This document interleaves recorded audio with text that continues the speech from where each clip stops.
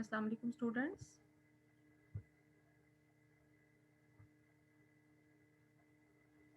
वालेकुम अस्सलाम ma'am. Okay good, आपको आवाज़ आ रही है? अच्छा यहाँ जी मैम आ रही है। से ओके।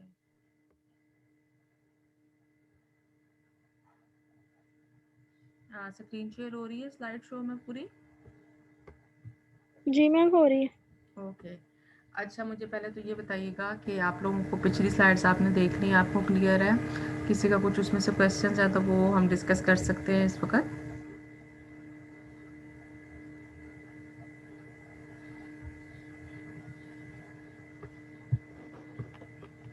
पिछली अस्सलाम स्लाइड्स। वालेकुम मैम। वालेकुम अस्सलाम जी।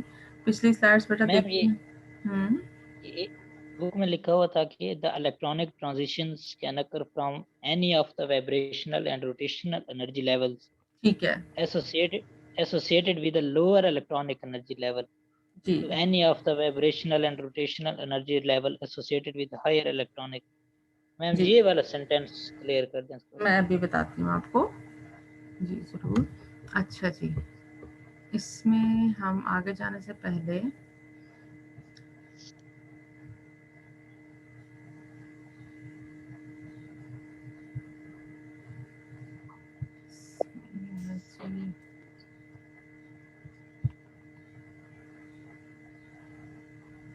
मैं वाइट बोर्ड निकालने की कोशिश कर रही हूँ।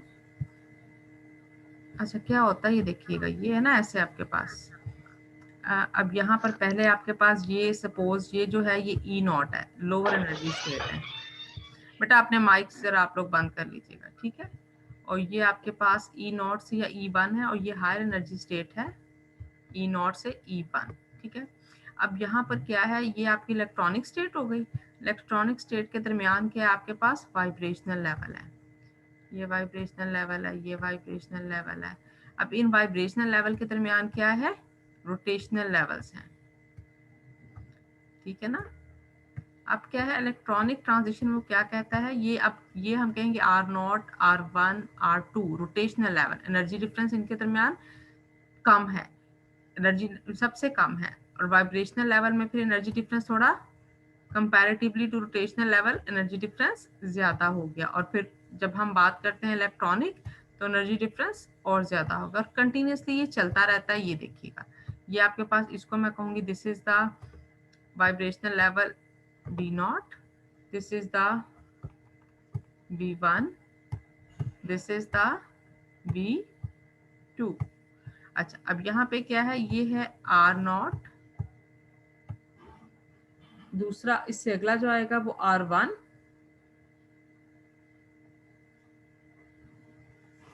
ये इधर आ जाएगा R1, और यहाँ पर आएगा R2, ठीक है? अब क्या है कि इलेक्ट्रॉन ने किसी भी रोटेशनल और किसी भी वाइब्रेशनल लेवल से वो यहाँ से उठ के यहाँ भी जंप कर सकता है। तो ये इसका क्या होगा, ई नॉट से वो ई वन की तरफ जा रहा है, वो वी वन से आगे ये इसी तरह से वी ई वन के भी आगे रोटेशनल और वाइब्रेशनल लेवल बने हुए हैं। तो इलेक्ट्रॉनिक ट्रांजिशन में होना क्या बेसिकली कि इस किसी भी इस मोड से उठकर उसने कहाँ चले जाना है, ये ई वन के मोड पर चले जाना है। तो इसे हम कहते हैं कि आपको पता है ना, आप जो बैंड्स हैं अगर आप देखो तो उसकी शक्ल कैसी होती है, जो यूवी की होती है वो ऐसे, इलेक्ट्रॉनिक ट्रांजिशन है ना यूवी, ये ऐसे उसकी शक्ल होती है। जबकि आई आर की अगर आप लेते हो तो वहां पे आपका जो बैंड आता है वो आपके पास ऐसे आता है, पीक्स आती हैं, वो ना ब्रॉड नहीं होता। क्यों नहीं होता, क्योंकि देखिए ई नॉट से ई वन में क्या है कि वाइब्रेशनल लेवल ने भी आ जाना है और रोटेशनल लेवल ने भी आ जाना है, जिसकी वजह से उसको एज सच इलेक्ट्रॉन इन सबको क्रॉस करता हुआ ई वन पे जाता है। जबकि वाइब्रेशनल में क्या होता है कि ये डिफरेंस थोड़ा कम हो जाता है, जिसकी वजह से क्या होता है कि इसकी पीक्स जो सी हैं वो शार्प होती हैं एज कम्पेयर टू दिस जो वाइब्रेशनल जो आपकी यूवी विजिबल की पीक है, जहाँ पे कि इलेक्ट्रॉनिक ट्रांजिशन होनी है, वहाँ की पीक, उनकी पीक कौन सी है, वो ब्रॉड होती है। क्यों होती है, वही बात जो भी आपने क्वेश्चन किया कि इसमें किसी भी रोटेशनल किसी भी वाइब्रेशनल लेवल से वो ई वन के किसी भी रोटेशनल और वाइब्रेशनल लेवल पे जाकर एक्साइट कर सकता है। Got it? क्लियर हो यस गया? मैम शुक्रिया। जी मोस्ट मैम। वेलकम। अच्छा जी, अब दोबारा चलें हम अपने इस शेप की तरफ। हाँ जी, किसी और का कोई क्वेश्चन बेटे?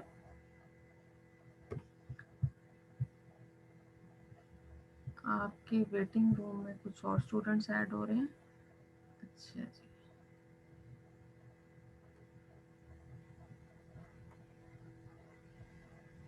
अच्छा अब हमारे पास क्या है कि आज का टॉपिक है characteristics of absorption band and effect of solvent on absorption band. Effect of solvent and characteristics, क्या कैरेक्टरिस्टिक्स हो सकती हैं? कोई आप में से कुछ बताएगा? बैंड था ना, अभी मैंने आपको दिखाया था। तो बैंड की क्या होती है कि बैंड की एक तो पोजीशन होती है फिर व्हाइट बोर्ड पर चलें, ये देखें, ये क्या है, ये इसकी पोजीशन है कि यहाँ पर इसकी वेवलेंथ है लैम्डा में, नैनोमीटर में। ये इसकी एब्जॉर्प्शन है कि किस वेवलेंथ पर उसने मैक्सिमम एब्जॉर्प्शन शो की। ये क्या है, ये इसकी पोजीशन है। अब ये यही पोजीशन जो यहाँ भी हो सकती है, ये यहाँ भी हो सकती है। तो वो वेवलेंथ जहाँ पे मैक्सिमम ये एब्जॉर्ब करता है उसको हम क्या कहते हैं, इसकी पोजीशन। और दूसरी क्या होती है, अब ये देखिएगा, ये जो पीक है, पीक के नीचे जो एरिया है, ये क्या होती है, this is the intensity. Intensity के how much number of electrons या molecules are involve at this wavelength, कि इस वेवलेंथ पे कितने नंबर ऑफ मॉलिक्यूल्स कौन से हैं वो एब्जॉर्ब कर रहे हैं। दो कैरेक्टरिस्टिक्स होती हैं हर बैंड की। कौन कौन सी? एक मैंने आपको बताई है उसकी पोजीशन, दूसरी मैंने क्या बताई है, उसकी intensity. Intensity shows the number of molecules involved for that excitation, and position shows that at which wavelength, at which frequency the molecule show maximum absorption.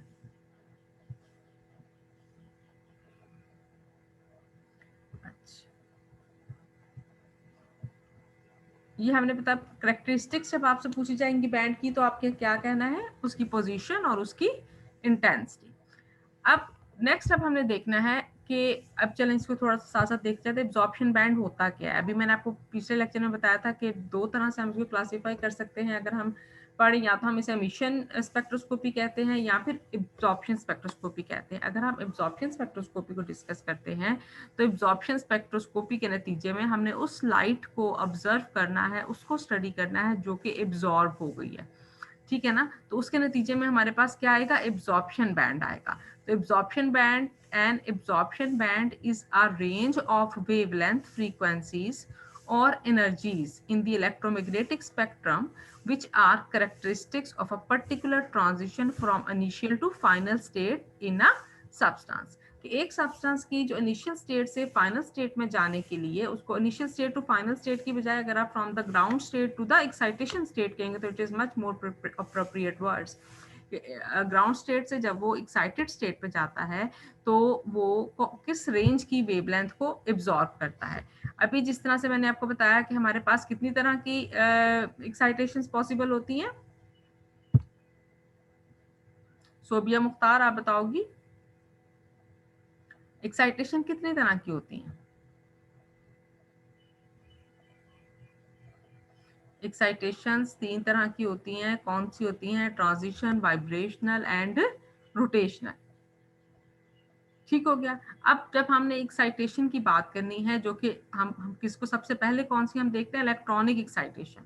Electronic excitation में क्या होता है, इलेक्ट्रॉन ने जो है वो फ्रॉम द एटम ने from the lower energy state से इलेक्ट्रॉनिक स्टेट की ट्रांजिशन पे जाना है। अभी हमने देखा था ना व्हाइट बोर्ड पर कि जो सबसे ज्यादा एनर्जी डिफरेंस जिस एक्साइटेशन का था वो इलेक्ट्रॉनिक था, उससे कम किसका था? वाइब्रेशनल का मैम। वाइब्रेशनल का। हाँ, वाइब्रेशनल का, उससे कम रोटेशनल का। तो इसका मतलब है सबसे ज्यादा एनर्जी डिफरेंस इलेक्ट्रॉनिक एक्साइटेशन का है, तो उसको जो वेवलेंथ चाहिए, उसको जो एनर्जी चाहिए वो सबसे ज्यादा है। उसको कौन सी एनर्जी चाहिए? अगर हम एनर्जी के रेफरेंस से बात करते हैं तो इलेक्ट्रॉनिक को सबसे ज्यादा एनर्जी चाहिए एक्साइट होने के लिए, फिर वाइब्रेशनल को चाहिए और फिर रोटेशनल को चाहिए। इससे आप सब लोग एग्री हो ना? ठीक है। और ये भी आपको पता है कि जो एनर्जी होती है वो इनवर्सली प्रोपोर्शनल होती है किसके? वेवलेंथ के। इसका मतलब है जिसको ज्यादा एनर्जी चाहिए उसको वेवलेंथ जो सी है वो कम चाहिए। यहां तक क्लियर है सबको? E is inversely proportional to 1/λ। ये हमने जो पिछली उसकी वो पढ़ी है, इंट्रोडक्टरी लेक्चर था, उसके अंदर था करेक्टरिस्टिक्स ऑफ लाइट। तो उसमें हमने देखा था कि जिसको ज्यादा एनर्जी चाहिए वो जिस वेवलेंथ पे एब्जॉर्ब करेगा वो कौन सी होगी, वो हाई होगी कि लो होगी? वो लोअर होगी। जो लोअर वेवलेंथ की एनर्जी होती है उस जो लोअर वेवलेंथ की लाइट होती है उसकी एनर्जी ज्यादा होती है एज कंपेयर टू द, देखिए जिस तरह आपके पास रेडियो वेव्स है ना, रेडियो वेव्स की वेवलेंथ, हम ये सुनते हैं, सारी जो भी नशरियात सुनते हैं वो वेव्स बहुत बड़ी बड़ी होती हैं, लेकिन उनकी एनर्जी एज कंपेयर टू कम है।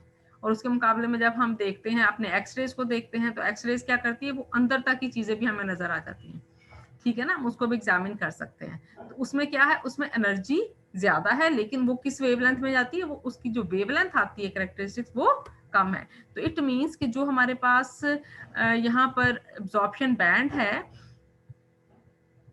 हाँ, इसको लोअर एनर्जी से हायर एनर्जी पर जाने के लिए जब हम बात करेंगे इलेक्ट्रॉनिक ट्रांजिशन की, तो यूवी विजिबल की लाइट जो सी है वो रिस्पॉन्सिबल होती है यूवी विजिबल। अब आपने जो स्पेक्ट्रम देखा था उसमें सबसे पहले कॉस्मिक रेज आता है, फिर एक्स रेज आता है, फिर यूवी रेज आती है, फिर विजिबल आती है, फिर आईआर आती है। तो सबसे ज्यादा एनर्जी किसकी हुई? यूवी विजिबल की जो लाइट है वो इस काबल है, उसकी इंटेंसिटी इतनी है कि वो इलेक्ट्रॉनिक एक्साइटेशन किसी भी मॉलिक्यूल में दे सकती है, ठीक है ना। और उसके बाद जब हम जाते हैं आईआर रेडिएशन की तरफ, इंफ्रारेड रेडिएशन की तरफ, अब उसकी वेवलेंथ थोड़ी ज्यादा होगी और energy comparatively to UV visible जो है वो कम हो गई। तो अब वाइब्रेशनल को उससे कम एनर्जी चाहिए थी, तो इसलिए वो क्या करेगी, अब वाइब्रेशन जब मॉलिक्यूल में होगी, जो वाइब्रेशनल लेवल तक एक्साइटेशन होगी वो V0 से V1 V2 V3, चाहे वो ग्राउंड स्टेट की इलेक्ट्रॉनिक स्टेट हो या वो आपकी एक्साइटेड स्टेट की इलेक्ट्रॉनिक की जो वाइब्रेशनल स्टेट हो, दोनों सूरतों में जो एनर्जी है रिक्वायर्ड होगी V0 से V1 V2 में जाने के लिए वो कम होगी। और वहां पे कौन सी लाइट रिस्पॉन्सिबल है? वो आपको रिस्पॉन्सिबल है इंफ्रारेड रेडिएशन, ठीक हो गया ना, उसे वो इंफ्रारेड रेडिएशन उसके लिए रिस्पॉन्सिबल है। तो अब आपके पास यहाँ से क्लियर हो गया कि अब जो भी एब्जॉर्प्शन बैंड क्या होगी, वो रेंज है वेवलेंथ की या फ्रीक्वेंसीज की या एनर्जीज की, इन तीनों में से किसी एक को हमने देखना है कि जिस पर कि इलेक्ट्रोमैग्नेटिक रेडिएशन जौन सा है वो उसके लिए, उस प्रोसेस के लिए रिस्पॉन्सिबल है एक पर्टिकुलर ट्रांजिशन के लिए। तो एब्जॉर्प्शन बैंड हम सभी में कहेंगे, चाहे वो यूवी का हो, विजिबल का हो, आईआर का हो। अब आज हम फोकस करेंगे यूवी विजिबल की तरफ। यूवी की रेंज क्या होती है? यूवी अल्ट्रावायलेट की रेंज है फ्रॉम 200 नैनो, इसको हम नॉर्मली वेवलेंथ में शो करते हैं, नैनोमीटर में शो करते हैं। वेवलेंथ की यूनिट कौन सी होती है? नैनोमीटर। 200 से लेके जो 400 तक की नैनोमीटर की जो लाइट है, इस वेवलेंथ की लाइट को हम कहते हैं अल्ट्रावायलेट रेडिएशन। और फिर 400 से लेके 800 नैनोमीटर की जो लाइट है उसको हम क्या कहते हैं? विजिबल रीजन कहते हैं। तो विजिबल रीजन, अब हमारी आइज किसके लिए सेंसिटिव है? विजिबल रीजन के लिए। वो सब चीजें जो कि इस रेंज में एक्साइट करती हैं वो हमारी आइज जो है उनको हम देख सकते हैं। आपने देखा बहुत छोटे छोटे माइक्रो ऑर्गेनिज्म हम नेकेड आई से नहीं देख सकते ना, ठीक है ना। या उल्लू जौन सा है वो रात को देख सकता है, वो दिन में नहीं देख सकता। तो इसकी वजह क्या होती है? क्योंकि वही उनकी लाइट को, उनकी आइज को अल्लाह ताला ने कितनी लाइट के लिए सेंसिटिव बनाया है। हमारे जो ऑर्गन्स हैं उनकी भी सेंसिटिविटी है ना, जिस तरह ईयर भी जौन से हैं वो 2 से 20 dBi की साउंड को सुन सकते हैं, जो इससे थोड़ी साउंड है या इससे ज्यादा साउंड है वो हमारे कान नहीं सुन सकते। तो इस तरह से जो 400 से लेके 800 नैनोमीटर की जो चीजें हैं, जो वेवलेंथ है, जो उनकी रिफ्लेक्शन या एब्जॉर्प्शन होती है उसको हम देख सकते हैं, और उससे बियॉन्ड को हम ना देख सकते हैं और ना एब्जॉर्व कर सकते हैं। उसके लिए हमें फिर हम देखते हैं इलेक्ट्रॉन माइक्रोस्कोप लेते हैं और दूसरी माइक्रोस्कोप का हम सहारा लेते हैं। ठीक हो गया, गॉट इट? यहाँ तक क्लियर हो गया कि एब्जॉर्प्शन बैंड क्या है, एब्जॉर्प्शन बैंड हम किस तरह से यूवी में जाते हैं, किस तरह से हम आईआर में जाते हैं। अब हमने why absorption band observed in band form instead of sharp peak. अभी मैंने आपको बताया कि ये हम इसमें जब यूवी विजिबल की बात करते हैं तो हम उसको उस यूवी विजिबल में हम उसको बैंड की फॉर्म में लेते हैं ना, पीक नहीं आती। वो क्यों होती है मैंने भी आपको बता दिया वो बात, क्योंकि उसमें vibrational modes and rotational modes दोनों एट अ टाइम मूव कर रहे होते हैं, जिसकी वजह से क्या होता है, उसकी शार्प पीक नहीं आती बल्कि वो बैंड की फॉर्म में आ रहा होता है, ठीक है ना। It is due to the fact that excitation of electrons are accompanied by the constant vibratory and rotatory motion of the molecule and these are also quantized, therefore sharp lines कौन सी हैं वो नहीं आती, बल्कि वो हमारा जो बैंड है, एब्जॉर्प्शन बैंड है यूवी विजिबल में, वो आता है किसकी फॉर्म में आता है, बैंड की फॉर्म में आता है, शार्प पीक की फॉर्म में नहीं आता। क्लियर हो गया यहाँ तक? आगे चलूं? किसी ने कुछ पूछना है इसमें से? ठीक है जी। अच्छा, अब नेक्स्ट आता है कि जो करेक्टरिस्टिक्स क्या है इसकी, मैंने वो भी आपको बता दिया था कि पोजीशन एंड इंटेंसिटीज। पोजीशन की क्लियर हो गया सबको और इंटेंसिटी भी पता चल गई? बच्चे रिस्पॉन्स करें ना ताकि मैं फिर आगे चलूं। अगर किसी को इस पोजीशन में कंफ्यूजन है या इंटेंसिटी में कंफ्यूजन है तो मुझे बताएं। What is the position of a band and what is the intensity of the band?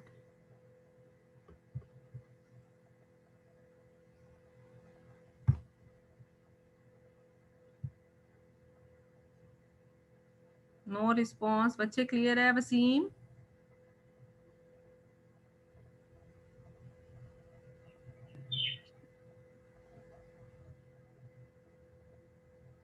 Students, position और इंटेंसिटीज क्लियर हो गई हैं आपको? Yes ma'am. इतनी देर में रिस्पॉन्स? बच्चे आप लोग सो तो नहीं ना रहे इस वक्त? अच्छा जी, अब पोजीशन क्या थी, इंटेंसिटी क्या थी, तो अब हम आगे देखते हैं।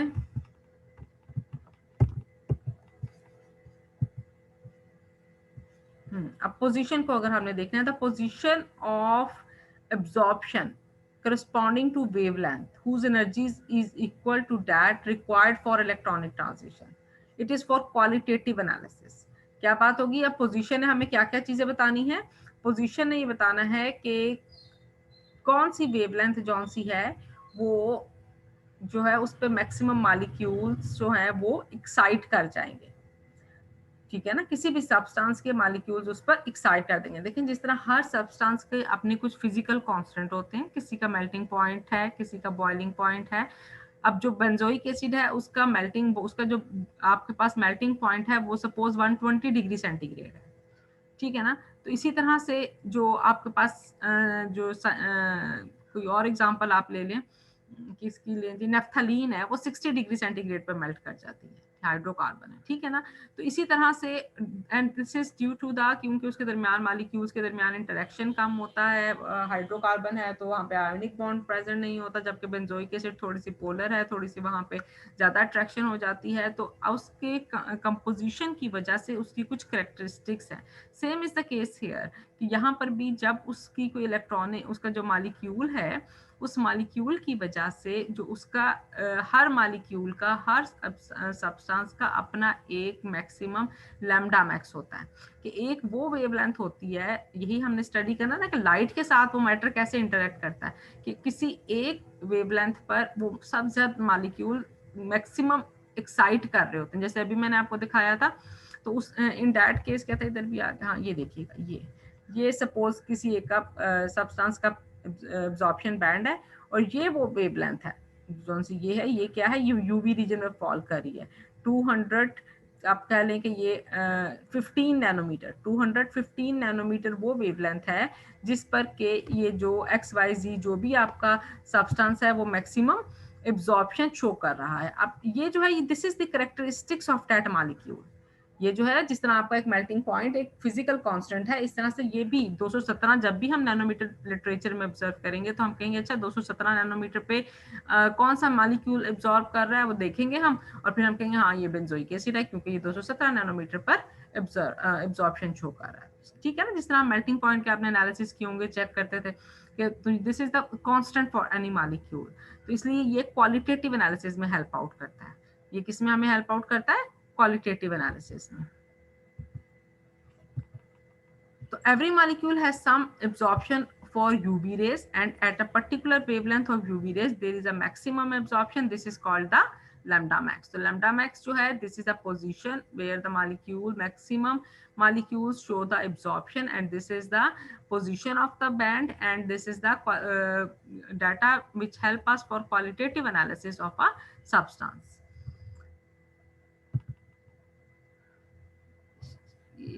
Each wavelength of a light has a particular energy associated with it. In this graph, lambda max is 217 nanometer, and peak of the graph shows the position of the absorption band.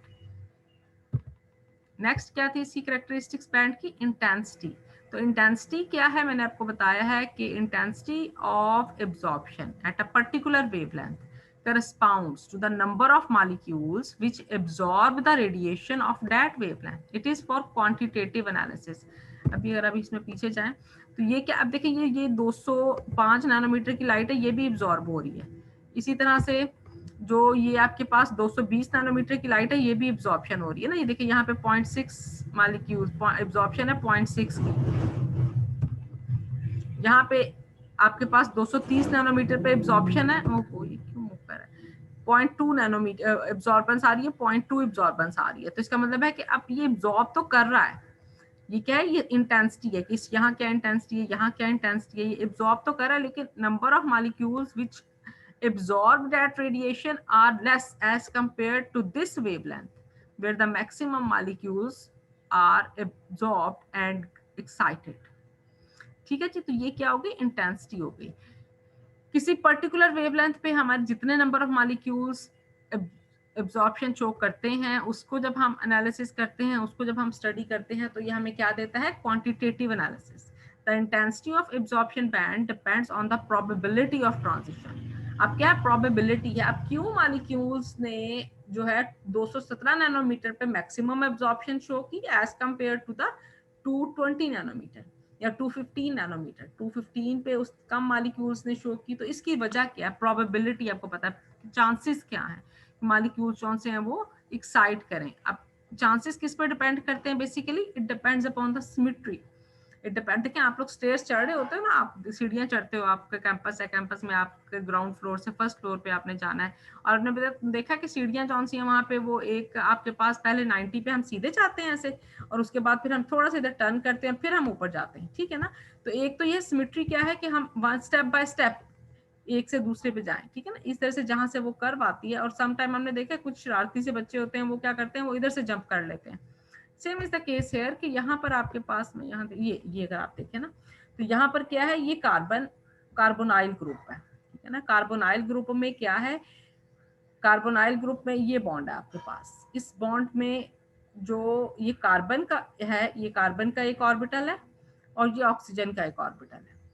Carbonyl group में जो आपके पास ये वाला bond है, ये pi bond, नीचे ये sigma bond है, ये पाई बॉन्ड है, और ऑक्सीजन के ऊपर दो, ये क्या होता है, ये देखेंगे ऑक्सीजन के ऊपर एक नॉन बॉन्डिंग इलेक्ट्रॉन्स होते हैं, ये नॉन बॉन्डिंग ऑर्बिटल में मौजूद होते हैं।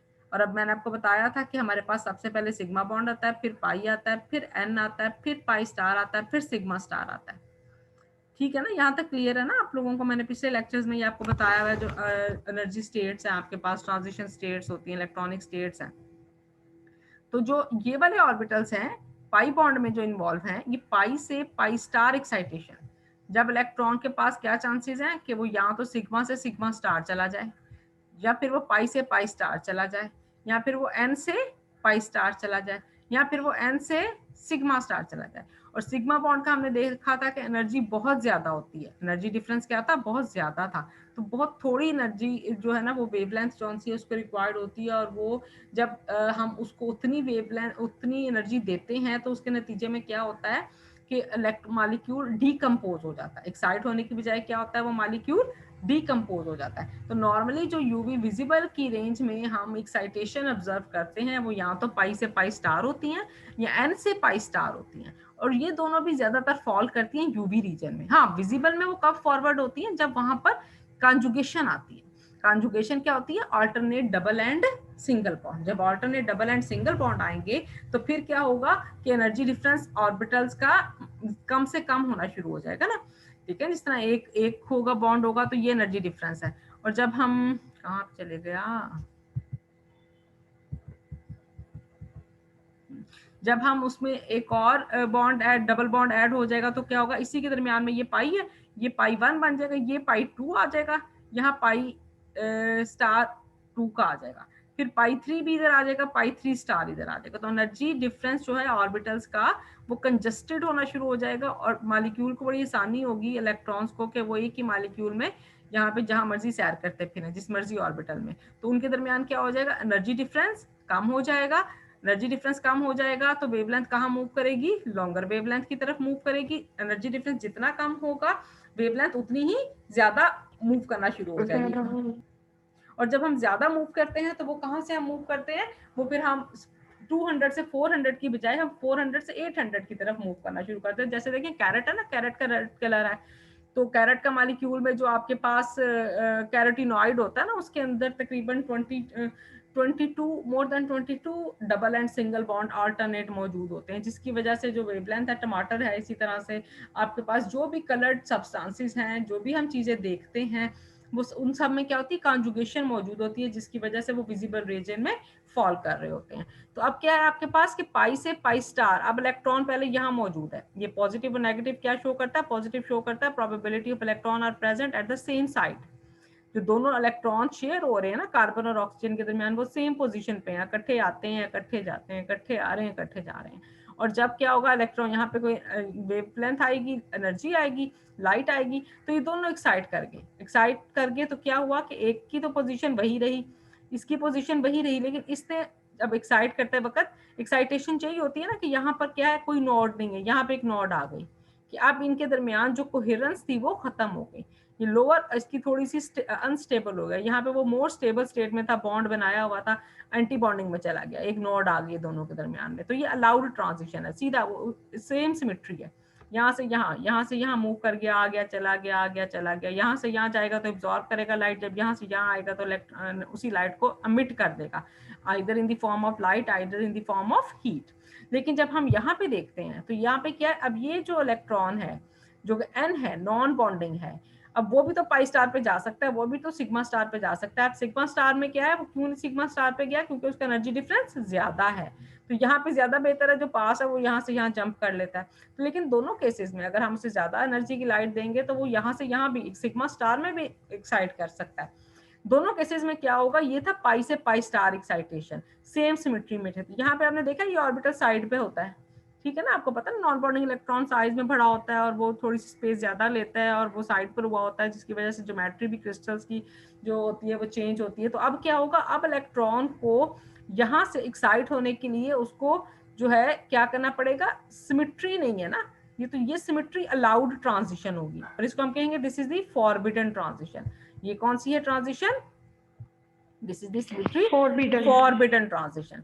तो अब आपका क्या ख्याल है कि किस तरह की एक्साइटेशन ज्यादा होगी, जब पाई से पाई स्टार मॉलिक्यूल्स इन्वॉल्व होंगे, तो अब यहाँ पर क्या होगा, क्योंकि सिमेट्री अलाउड है तो ज्यादा आसानी से ऐसे जो इलेक्ट्रॉन है वो एक्साइट करके डी एक्साइट होगा, जबकि इन दिस केस क्या है, वो यहाँ से यहाँ जाएगा, ठीक है, जिसके नतीजे में क्या होगा कि प्रोबेबिलिटी जो है वो कम हो जाएगी। मैंने कहा था कि जो इंटेंसिटी है वो किस पे डिपेंड करती है, प्रोबेबिलिटी, और प्रोबेबिलिटी किस पे डिपेंड कर रही है, सिमेट्री पे। सिमेट्री किस पे डिपेंड कर रही है, position of the electrons in the orbital, ठीक हो गया। तो पाई से पाई स्टार या सिग्मा से सिग्मा स्टार जो एक्साइटेशंस होती हैं ये सिमेट्री अलाउड होती हैं, ठीक है। सिमेट्री अलाउड के लिए जो मैंने आपको ये लैम्बर्ट लॉ में हमने देखा, मोलर एब्जॉर्प्टिविटी का वर्ड हम यूज करते हैं एप्सिलॉन, कि उसमें हम देखते हैं 10⁻³ से लेके 10⁻⁵ तक जिनकी प्रोबेबिलिटी या मोलर एब्जॉर्प्टिविटी 10⁻³ से 10⁻⁵ तक होती है, उसको हम क्या कहते हैं, जो मॉलिक्यूल इतने एक्साइट हो जाते हैं इनको हम कहते हैं सिमेट्री अलाउड एक्साइटेशंस। और जो 10 से लेके 10⁻³ 10 से लेके 10⁻³ जिनकी मोलर एब्जॉर्प्टिविटी होती है कि इतने से मॉलिक्यूल सिर्फ एब्जॉर्ब करते हैं, तो इसको हम क्या कहते हैं, फॉरबिडन ट्रांजिशन। ऐसे एक्साइटेशंस, ऐसी मोलर एब्जॉर्प्टिविटीज जब हम बात करते हैं सिमेट्री फॉरबिडन ट्रांजिशन की, तो उस सूरत में जो एब्जॉर्प्टिविटी है वो कितनी होगी, उसकी रेंज क्या होगी, 10 to 10⁻⁵। तो सिमेट्री फॉरबिडन ट्रांजिशन के लिए मोलर एब्जॉर्प्टिविटी है 10 से लेके 10⁻⁵, और अलाउड के लिए 10⁻³ से 10⁻⁵। Got it? जी मैम। ओहो, ये आपका क्या आ गया, शेयर हो रही है, मेरे पास गायब हो गई है स्क्रीन।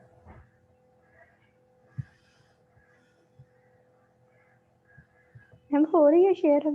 मेरे पास से बच्चा गायब हो गई है, ये कहाँ चली गई है, मेरे पास ना एक्चुअली ये अपग्रेडेशन इसकी आ गई है कि टाइम खत्म हो रहा है आपका।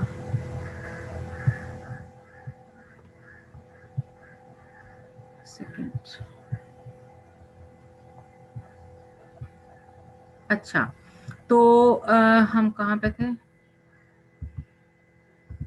हाँ, इंटेंसिटी को हम देख रहे थे। तो intensity of absorption depends on the probability of transition and probability of transition in turn depends upon the symmetry of the orbitals. यहाँ तक क्लियर हो गया ना? अब अगला है रोल ऑफ सिमेट्री क्या है। अभी मैंने आपको बता दिया है, the allowedness of transition is related to the symmetries of the molecule. Symmetrical molecule have more restriction on their electronic the transition of less symmetrical molecule. Spectrum is simple. While for unsymmetrical molecule, no restrictions are applied on their transition. So electronic transition can observed among all the orbitals. The spectrum is very complex in this case. अच्छा, यहाँ पे उसने molecules की symmetry को discuss कर लिया है. अब मैंने आपको बता दिया है कि यहाँ पे हमने किसकी सिमेट्री को डिस्कस करना है. Here we discuss the symmetry of the orbitals. ठीक है, n टू पाई स्टार है या पाई टू पाई स्टार है या n टू सिग्मा स्टार है या सिग्मा टू सिग्मा स्टार है. ये भी हम बात कर रहे हैं यूवी विजिबल की transition state, electronic transition state पे. तो इंटेंसिटी किससे अब हमने शो करनी है? आई नोट से. Transmittance is equal I over I note. I note क्या था? वो लाइट जो हमने उसके ऊपर स्ट्राइक की. आई क्या थी? जो लाइट उसने एब्जॉर्ब कर ली. तो इन दोनों की जो रेशियो थी वो ट्रांसमिटेंस थी. और एब्जॉर्बेंस क्या होती है? Absorbance is inverse of transmittance. तो ये क्या होगा? इनवर्स के केस में क्या हो गया? Log of I naught over I. और बियर्ड लैम्बर्ट लॉ क्या बन गया आपके पास? Absorbance is equal epsilon C L. ये क्लियर है आपको? बहुत अच्छे तरीके से मैंने पूरे इस पे 2 लेक्चर्स आपको दे दिए हैं. अब इसको सबको ही उसने अलग से एक डेफिनेशन फिर बता दी है. Measure of how strongly a chemical species absorb light at a particular wavelength. इसको क्या कहेंगे? intensity. A fundamental unit in a spectrophotometer, a transition of unit probability will give epsilon value of 10 raised to power 4. तो वो कहता है कि जब हम 1 probability होता है कि उसको कोई परेशानी नहीं होती एक्साइट करने में, तो तब हम कहते हैं कि 10 raised to power 4 ऐसे मॉलिक्यूल की जो मोलर एब्जॉर्प्टिविटी है वो किस में होगी? 10 raised to power 4 पर सेंटीमीटर पर मोलर में. रिलेशन विद प्रोबेबिलिटी क्या होती है? मोलर एक्सटिंक्शन कोएफिशिएंट है. और एप्सिलॉन मैक्सिमम जो है वो पास्कल की फॉर्म में बताया हुआ है. ये इतना देने की जरूरत नहीं है आपको. और फिर transition probability with in value 0 to 1 के दरमियान होती है. और target area of absorbing system usually called a chromophore. ये बड़ी इंपॉर्टेंट बात है. जब हम बात करते हैं यूवी विजिबल की, तो टारगेट एरिया हम कहते हैं क्रोमोफोर है. कि पूरा मॉलिक्यूल रिस्पॉन्सिबल नहीं होता इसके लिए कि आपका मॉलिक्यूल कौन सा है कि वो सारे का सारा. देखिए मैं भी आपको एग्जांपल यहाँ देती हूँ. ये सपोज आपके पास है जी, यहाँ पे मैं यहाँ पर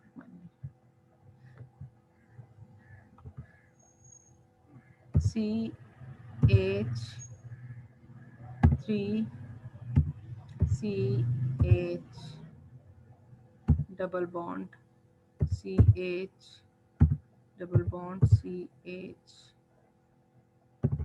यहाँ सिंगल बॉन्ड लगाएंगे CH डबल बॉन्ड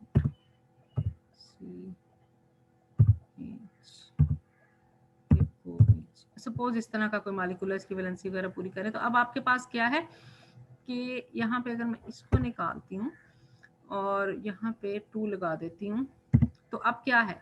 अब यहाँ पर ये सारा मॉलिक्यूल, जब इस मॉलिक्यूल में जब हमने इलेक्ट्रॉनिक ट्रांजिशन की बात करनी है, तो सारा मॉलिक्यूल रिस्पॉन्सिबल नहीं है एब्जॉर्प्शन के लिए. इलेक्ट्रॉनिक एक्साइटेशन कहाँ होनी है? मैंने अभी आपको बताया है, जहाँ डबल बॉन्ड होगा या जहाँ लॉन पेयर होगा, इसमें होगी. इससे ज्यादा जब हम सिग्मा बॉन्ड की बात करते हैं तो क्या होता है? एनर्जी इतनी ज्यादा चाहिए होती है एक्साइट करने के लिए कि मॉलिक्यूल एक्साइट करने के बजाय डिकम्पोज हो जाता है. तो जब हमने यहाँ देखना है तो ये क्या है? ये वो क्रोमोफोर. अब जितने क्रोमोफोर की तादाद ज्यादा होती जाएगी, यहाँ पे ये double bond, alternate double and single bond, alternate double and single bond. तो अब कौन सा? नाउ दिस पार्ट, ये जो पार्ट है जहाँ पे double bond single bond double bond, यहाँ पे सिंगल आएगा, तो ये अब क्रोमोफोर एक्सटेंड होता गया. और क्रोमोफोर जितना एक्सटेंड होता गया, आपके एनर्जी लेवल के दरमियान में जो स्पेस है उतनी ही, ऑर्बिटल्स में स्पेस जो है वो उतनी ही कम होती गई. जितनी कम होती गई एनर्जी डिफरेंस कम होता गया और वेवलेंथ इंक्रीज करती गई. ठीक है ना? जी मैम. अच्छा, तो इसको वो मॉलिक्यूल का वो पोर्शन जो रिस्पॉन्सिबल होता है इसके लिए यूवी विजिबल की एब्जॉर्प्शन के लिए, उसको हम क्या कहते हैं? क्रोमोफोर. ट्रांजिशन अब मैंने आपको बता दिया है, अलाउड होती है, फॉरबिडन होती है। अलाउड किसे कहते हैं? जब पाई से पाई स्टार एक्साइटेशन होती है या सिग्मा से सिग्मा स्टार एक्साइटेशन होती है। एग्जांपल उसने दिए 1,3 ब्यूटाडाइन की, कि उसमें जो आपके पास एप्सिलॉन मैक्सिमम है वो तकरीबन 21,000 आता है। और फॉरबिडन ट्रांजिशन में क्या होता है कि इसमें एब्जॉर्प्शन विद लेस देन 10⁴, 10⁵ तक उसकी रेंज होती है। इसको हम ट्रांजिशन फॉरबिडन कहते हैं। अब उसमें क्या होता है कि 2 एक्सिस इन्वॉल्व हो जाती हैं। क्यों होती हैं 2 एक्सिस इन्वॉल्व? क्योंकि वो लॉन पेयर पे मौजूद होता है एक इलेक्ट्रॉन, और एक कौन सा होता है वो आपके पास जहाँ पे उसने एक्साइट करके जाना होता है वो पाई स्टार होता है। तो the probability of this transition is low, इसी वजह से, क्योंकि उसकी सिमेट्री अलाउड नहीं होती। The transition is due to excitation of one electron from the lone pair present on the heteroatom of N, वो ऑक्सीजन हो सकता है, वो नाइट्रोजन हो सकता है, वो सल्फर हो सकता है, वो कोई सा भी हेलोजन हो सकता है, ठीक है ना, जो एन ऑर्बिटल में मौजूद होंगे। और वो क्या कहता है कि बिटवीन एप्सिलॉन, लेकिन इसकी जो वैल्यू 10⁻⁻³ लेके 10⁻³ तक उसकी रेंज होती है, ठीक है। आप ये देखिएगा, ये जहाँ पे n to पाई स्टार है और फिर ये पाई टू पाई स्टार एक्साइटेशन है, जबकि इस केस में क्या है, पाई से पाई स्टार की इंटेंसिटी और n से पाई स्टार की इंटेंसिटी। अब ये क्यों डिपेंड वेरी करती है? ये अब यहाँ पे आपके पास जो उसके मॉलिक्यूल है 3 फेनाइल ग्रुप लगे हुए हैं। 3 फेनाइल ग्रुप की वजह से क्या होगा, सिमेट्री बात कर रही हूँ, अब कोई एक फैक्टर इन्वॉल्व नहीं होता ना। अब यहाँ पर ये एग्जांपल क्यों दी गई, क्योंकि यहाँ पे 3 फेनाइल ग्रुप है, बहुत कंजेस्टेड ग्रुप हो जाएगा, ठीक है। कंजेस्टेड ग्रुप की वजह से क्या हो जाएगा कि n to पाई स्टार की जो एक्साइटेशन है, जो कि होनी तो चाहिए थी ग्रेटर वेवलेंथ पे, लेकिन वो है लोअर वेवलेंथ पे as compare to pi to pi star excitation, लेकिन इसकी इंटेंसिटी ज्यादा है एज कंपेयर टू दिस। इसके पीछे क्या है इसने बताइए, एग्जाम्पल दिया हो यहाँ पे, ठीक है जी। अच्छा, अब यहाँ पर क्या है कि यहाँ पे पाई से पाई स्टार की जो है वो इंटेंसिटी ज्यादा है और n to पाई स्टार की इंटेंसिटी कंपैरेटिवली कम है। यहाँ पर एग्जाम्पल ये 270 आना है, ठीक है। Steps for determining the transition, to decide the transition of a molecule is allowed और forbidden, it is important to consider करें हम geometry of the molecule in the ground state and the geometry of the molecule in the excited state. यहाँ तक clear हो गया? हमने अभी तक सिर्फ डिस्कस किया है कि अलाउड ट्रांजिशन क्या होती है और फॉरबिडन ट्रांजिशन क्या होती है, और हमने ये देखा है कि किस तरह से एनर्जी लेवल्स कौन से हैं वो मूव ऑन करते हैं, और जो आपके पास सिमेट्री है वो कैसे इन्वॉल्व होती है। नेक्स्ट अब इसका आता है इफेक्ट ऑफ सॉल्वेंट, सॉल्वेंट कैसे अफेक्ट करता है, ठीक है। तो अभी आपके पास जो टाइम रह गया वो 1 मिनट रह गया, और ये थोड़ा सा ट्रिकी है। अब आप मुझे बताइएगा, या तो आप लोग इसको अभी रिज्वाइन कर लें, हम इसको अभी टॉपिक को ख़त्म कर लेते हैं, और या फिर अगर आप लोग कहते हैं तो हम इसको कल कर लेंगे, जिस तरह आपकी मर्जी है। और ये आपने पढ़ना कहाँ से है, ये चैप्टर आपने रीडिंग करनी है इसकी, जो यूनिस की बुक है उसका जो सेकंड चैप्टर है यूवी विजिबल वाला, उसका जो फर्स्ट टॉपिक है इंट्रोडक्शन यूवी विजिबल का, उसके एनर्जी स्टेट्स का, उसमें फिर नेक्स्ट आता है the characteristics of the absorption band. तो ये उसके तकरीबन पहले 4-5 पेजेस जौन से हैं वो क्लियर हो जाते हैं। उसके बाद फिर इफेक्ट ऑफ सॉल्वेंट आता है, वो इसका नेक्स्ट हाफ है। बताइएगा, लेस देन 1 मिनट है, जल्दी बताएं। रिज्वाइन करेंगे अभी आप? इसके बाद क्लास तो नहीं है फौरन से आपकी कोई? 9 बजे बच्चे, 9 बजे क्लास है कोई कि नहीं? 9 बजे क्लास है कि नहीं है? नहीं, फिलहाल तो मैम नहीं है। चलें बस फिर रिज्वाइन करें। थैंक यू रिज्वाइन करें। फिर मैं अभी यहाँ पे स्टॉप शेयर कर रही हूँ, नेक्स्ट में हम रिज्वाइन करते हैं, ठीक है। इफेक्ट ऑफ सॉल्वेंट देखते हैं।